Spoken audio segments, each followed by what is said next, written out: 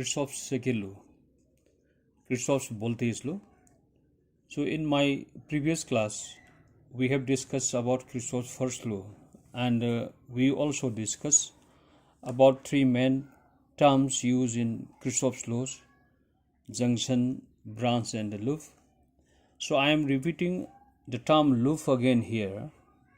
So loop of the circuit, it is the continuous part. It is the continuous part of current coming from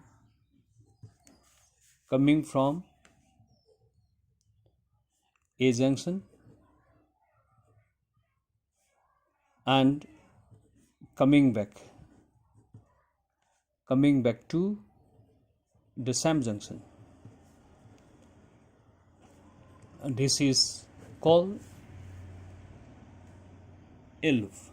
So let us see a simple circuit. Suppose this is a shell and here is a resistance R. Let this point be A, this point be C. This is a branch. So from one junction to next junction, it is called a branch. So if I put another part here like this, another resistance rds, and another shell like this, and we put again another resistance, another shell here, and we make a closed figure like this. So this point AC DE, so this ACDEA, so starting from A and coming back to the same point A, it is a closed loop. So this loop we can take in clockwise or anti-clockwise sense of direction. It depends on your choice. So now this is a closed loop. So in Kirchhoff's second law, so it is about conservation of energy. So we get energy from battery or cell. So that energy is used of inflowing the charges against the resistances or against the different current elements in the circuit. So let us see one simple example about this Kirchhoff's second law. So here is one simple battery of potential difference, suppose 10 volt. This is positive potential, this is negative potential. So generally positive potential is higher than the negative potential, and here is another resistance R, suppose equal to 200 ohm. So current flows through it in this way, clockwise from positive towards negative in external circuit, and from negative to positive inside the cell. So if we consider this level, negative side, as ground level of the energy zero level, so this side has higher potential, let it be plus 10 volt. Now voltage rises or potential rises in this direction, and as current passes through R, now potential is dropped from this level to this level. It drops to zero level. Now rise of voltage, V rise, we can take as 10 volt, and V drop we can take as minus 10 volt. In this figure, this is across resistance R equal to 200 ohm. If we are adding these two, V rise and V drop, it gives 0 value. And if we again divide this 10 volt, and here is resistance of 100 ohm, another resistance of 100 ohm in series connection. So rise of voltage is 10 volt here. We can say that voltage is dropped from this level A up to this, it is 5, minus 5. Again from this level to this level, voltage drop is minus 5. So total drop in potential is minus 10. So V drop here, it is minus 5 and plus or minus 5. This is algebraic sum. It gives minus 10 volt. Here also V rise plus V drop. Now it is 0. Means change of potential, algebraic sum of change of potential in a closed loop, it is always 0 in a closed loop. So we will discuss about this situation in Kirchhoff's voltage law. And according to this Kirchhoff's voltage law, the algebraic sum of statement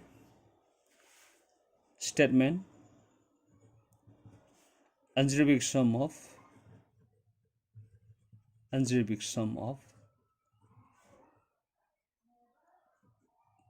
change of potential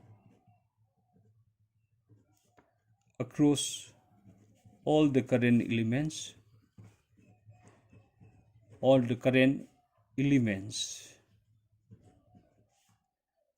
in a closed loop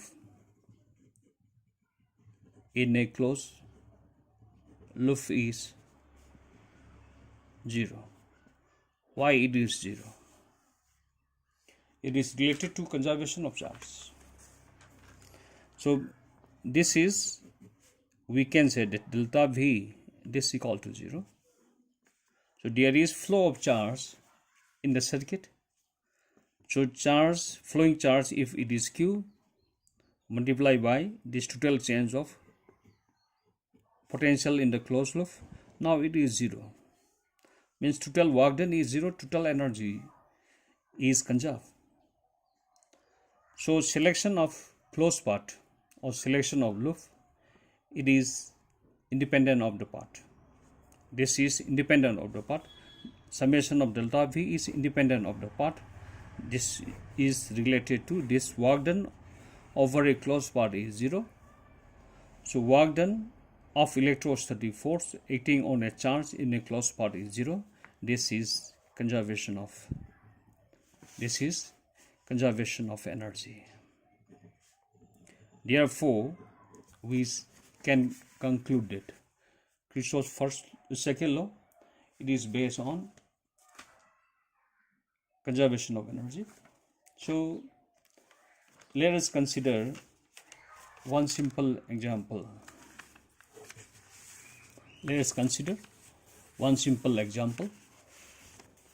In this circuit, there is a resistance, and here is potential difference, and this is A, this is B, this is positive side, it has higher side. So B side, it has lower potential. So potential at A and potential at B, B has lesser potential. Therefore, mathematically, we can write potential at B, it is equal to potential at A minus IR. This is drop in potential.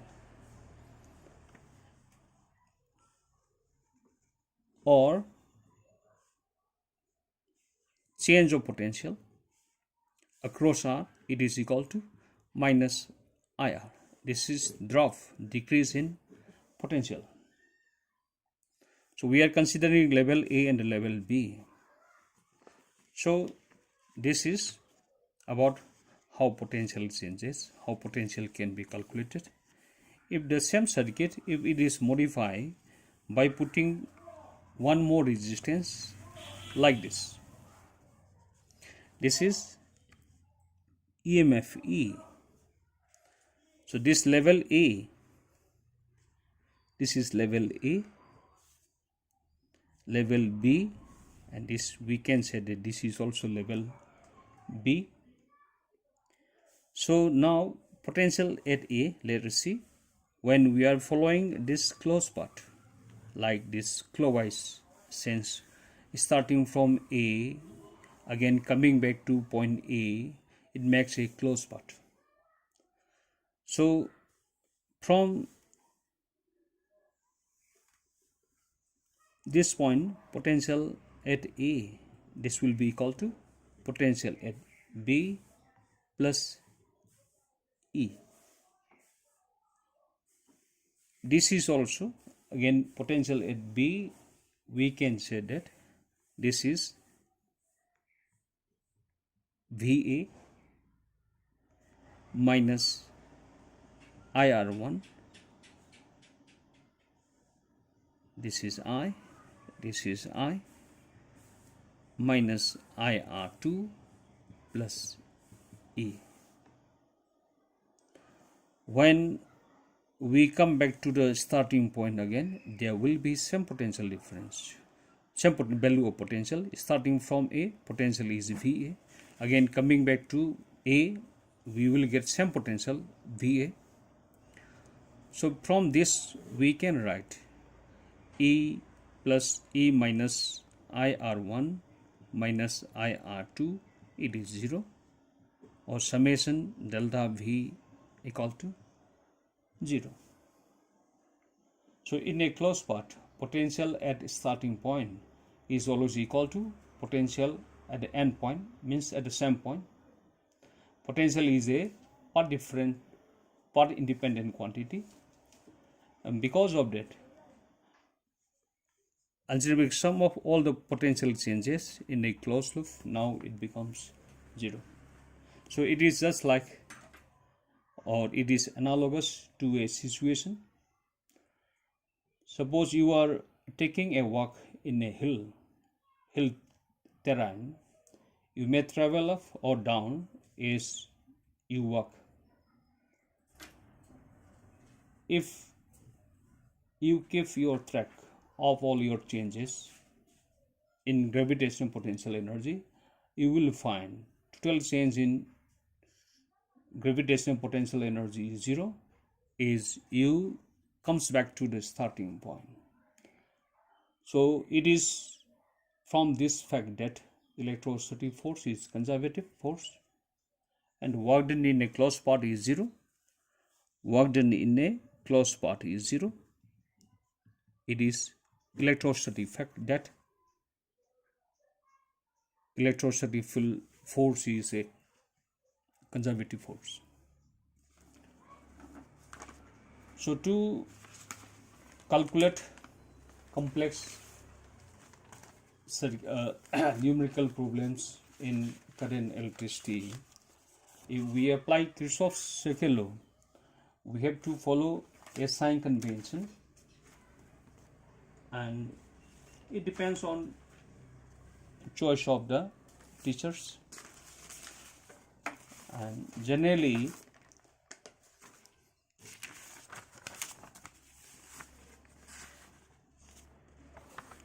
sign convention,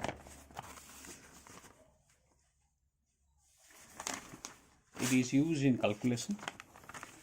Suppose here is a cell of EMF E, and here is a resistor. So in the closed part, we can imagine that there is a traveler traveling in clockwise sense or anti-clockwise sense in the closed circuit. So suppose it is direction of traveling, this is R, current is like this, this one.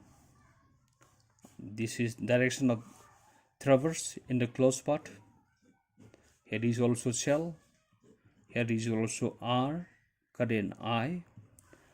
So if we take traveling in this direction against the direction of current here, the EMF here, it is considered to be negative, and potential drop here, it is considered to be negative.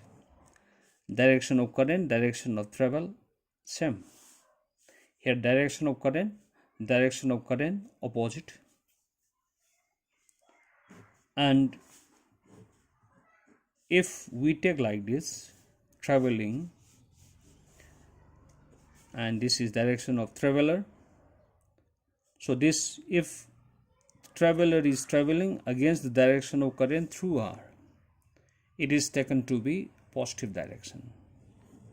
Now it is also plus positive E. Depends on your choice. Suppose here is current through a resistance R. We consider this point P and we consider this point Q.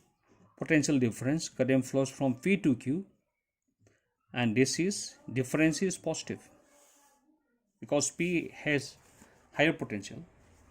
Therefore we can take like that also. It depends on your choice. So for calculating numericals, so we have to obey some guidelines. We should choose a closed part. First, choose a closed part. Choose a closed part in the circuit and designate a direction. Second, go around the loop in the designated direction.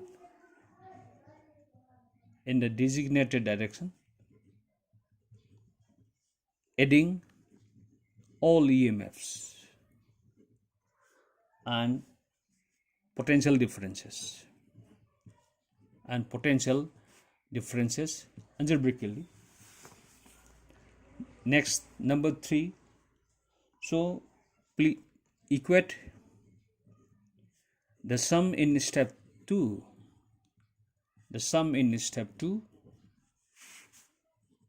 Equal to 0. Number 4. The number of equations must be equal to number of unknowns. Suppose if there are 3 unknowns that to be calculated, there must be 3 equations of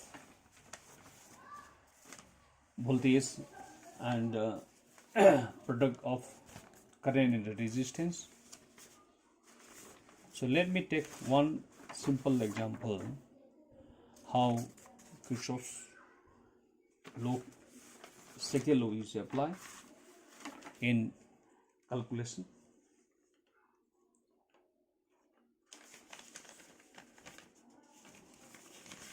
Let us take this example, this one. So current here, let it be E1, let it be E2, let this is I1, this is I2. So in a loop, so first loop we select this one. So this A is junction, current I coming up to A from this side, it is I2, let it be I3. So taking this loop 1, so applying guidelines of sign convention, so we take clockwise part. Now here it is clockwise path, it will is minus E1, and current here is I1, again it is plus IR, and here minus E2, and let this be RDS, and here plus IRDS, and here no element, this is just conductor connecting elements in the circuit. So now it is 0. So this is equation. So here we can take another loop also. Let this be second loop. This one A, C, P, Q, E. And we can take one more bigger loop, P, Q, E, D, P, like this. So here we can take 3 different loops. So therefore, Kirchhoff's second law, it is applied to find unknown values of resistance, EMF, internal resistance, potential difference in a branch in a complex circuit. Thank you.